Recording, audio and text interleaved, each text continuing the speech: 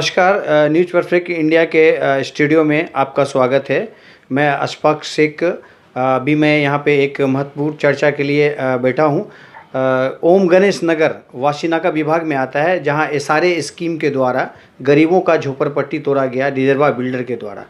और अभी तक उन लोगों के साथ में बहुत सारी परेशानियां आ रही हैं। उनको घर नहीं मिला है, उनका जो किराया मिलता था घर का वो भी नहीं मिल रहा है।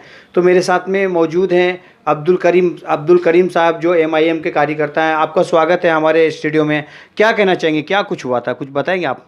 हाँ, मैं अब्दुल करीम शेख, मैं अणुशक्ति नगर विधानसभा एमआईएम से जनरल सेक्रेटरी हूँ तालुके का। और मैं 146 वार्ड में रहता हूँ, जहाँ पर एसआरए का स्कीम इस स्कीम के तहत हमारे रूम डेमोनेशन किए गए थे। साथ ही हमारे और 2300 झोपड़ी इनका डेमोनेशन किया गया था स्कीम के तहत पुनर्विकास के लिए। तो यहाँ पे आज से 10 साल पहले डिज़र्व एक्जिम प्राइवेट लिमिटेड नाम की एक बिल्डर आया था। तो उन्होंने ये एसआरए के माध्यम से हमारे रूम डेमोनेशन किए डेवलपमेंट के लिए, रीडेवलपमेंट के लिए। तो 10 साल हो गया वो बिल्डर को आके, डेमोनेशन भी हुआ है और 10 साल से अभी तक किसी को शिफ्टिंग भी नहीं दिया है और 3-4 साल से काम भी बंद पड़ा है। और 2 साल से हमारा भाड़ा भी पेंडिंग है। जो मंथली हमको भाड़ा दिया जाता था बिल्डर के तरफ से, एसआरए के तरफ से, वो भी पेंडिंग है। तो हम नगर सेवक के पास जाते हैं, एमएलए के पास जाते हैं, खासदार के पास जाते हैं, ये सारी उड़ा उड़वी के उत्तर देते हैं। तो हमारी पार्टी के जो महाराष्ट्र के खासदार है एमआईएम के औरंगाबाद से इम्तियाज़ जलील साहब, वो पार्टी की मुंबई टीम की हौसला अफजाई के लिए मुंबई आए थे। तो हमने वहाँ उनसे मिलने के लिए गए और हमने हमारे एरिया की अणुशक्ति नगर विधानसभा की 146 वार्ड की, जहाँ एसआरए चल रहा है, वहाँ का हमने हमारी परेशानी को उनके सामने रखा। तो उन्होंने हमारी परेशानी को सुना और हमको आश्वासन भी दिया और उन्होंने बहुत बेहतर बात कही। उन्होंने कहा कि मैं तुम्हारा नगर सेवक भी हूँ 146 वार्ड का, मैं तुम्हारा आमदार भी हूँ अणुशक्ति नगर विधानसभा का, और मैं तुम्हारा खासदार भी हूँ दक्षिण मध्य मुंबई जिला का। हालांकि वो है औरंगाबाद के। बोले कि कोई काम होगा तो मैं ही करूँगा वहाँ का भी, आप मेरे सामने आपकी परेशानियाँ रख सकते हैं। तो हमने उनके सामने परेशानियाँ रखी है। उन्होंने कहा है इम्तियाज़ जलील साहब ने कि मैं इस जो मैटर यहाँ पे चल रहा है, जो परेशानी है, उसको मैं अपने लेटर पैड पे महाराष्ट्र शासन से मांगूंगा जवाब कि यहाँ पे क्या चल रहा है। जितेंद्र आव्हाड से मांगूंगा, जो गृह निर्माण मंत्री है। तो अगर वो उसके ऊपर भी अगर कार्रवाई नहीं करते तो उन्होंने ये आश्वासन दिया है कि मैं ये मुद्दा पार्लियामेंट में उठाऊंगा। तो हम बहुत खुश हुए उस बात को लेके। और यहाँ पे जनता भी परेशान है डिजर्व बिल्डर के इससे।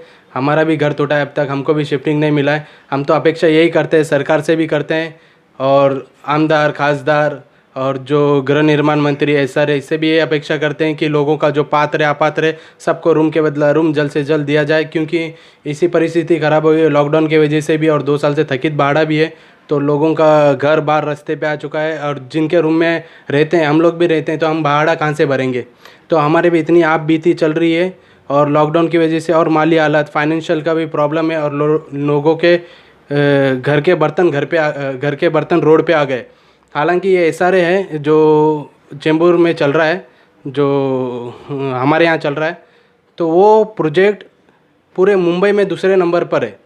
पहले नंबर पर दौलत नगर का एसआरए है, उसके बाद ये है। 10 साल हो गया है, 2500 के करीब, 2300 के करीब झोपड़पट्टी धारक बेघर है। इस पे सरकार का क्यों ध्यान नहीं जा रहा है और सरकार भी खामोश है।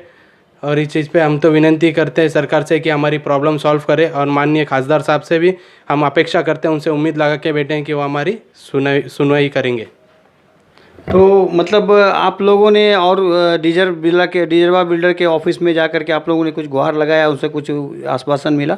हम लोग जाते हैं वहाँ पर जाते हैं तो कोई सोसाइटी मेंबर भी वहाँ पे अवेलेबल नहीं है।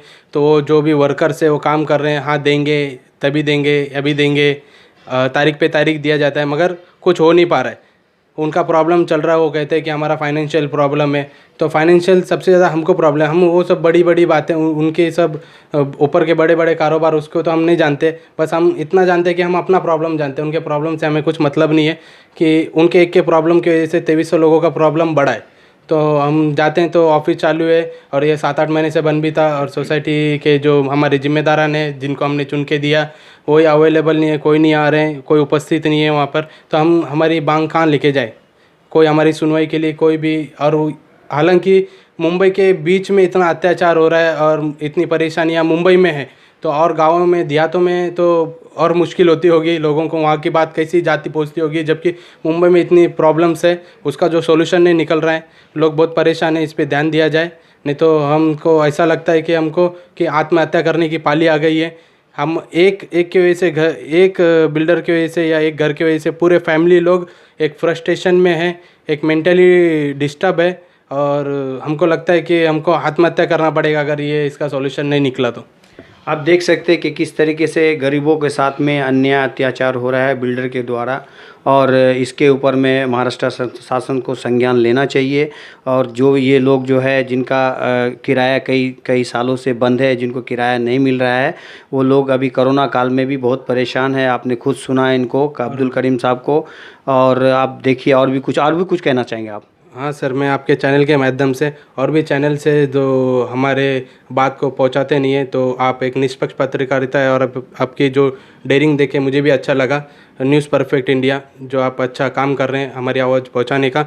और मैं यही विनती करता हूं हमारे नवाब मलिक साहब जो अल्पसंख्यक माइनॉरिटी मिनिस्टर भी है और यहीं से एमएलए अनुशक्ति नगर विधानसभा से, और माननीय खासदार साहब भी है जो राहुल रमेश वाले शिवसेना के खासदार हैं, उनसे भी यही विनती करता हूँ। और इन एनसीपी जो हमारे आमदार हैं एनसीपी के, उन्हीं की पार्टी के गृह निर्माण मंत्री भी जितेंद्र आव्हाड साहब से, उनसे भी विनती करता हूं कि आप इस पे संज्ञान लें, नहीं तो इतनी परिस्थिति ख़राब हो जाएगी कि हज़ारों के तादाद में लोग आत्महत्या करेंगे यहाँ पर, और उनकी घर के सिवा उनका कुछ नहीं है। प्रॉपर्टी उनके घर से छत चली गई है और उनके वजह से पूरे उनके बच्चों का फ्यूचर भी बर्बाद हो रहा है। तो हम विनती करते हैं उद्धव ठाकरे साहब से भी आप इस पे संज्ञान लें। जब मुंबई का ऐसा हाल रहेगा तो आप महाराष्ट्र की जिम्मेदारी कैसे संभाल सकते हैं? कैमरामैन रिजवान के साथ न्यूज़ परफेक्ट इंडिया, मुंबई।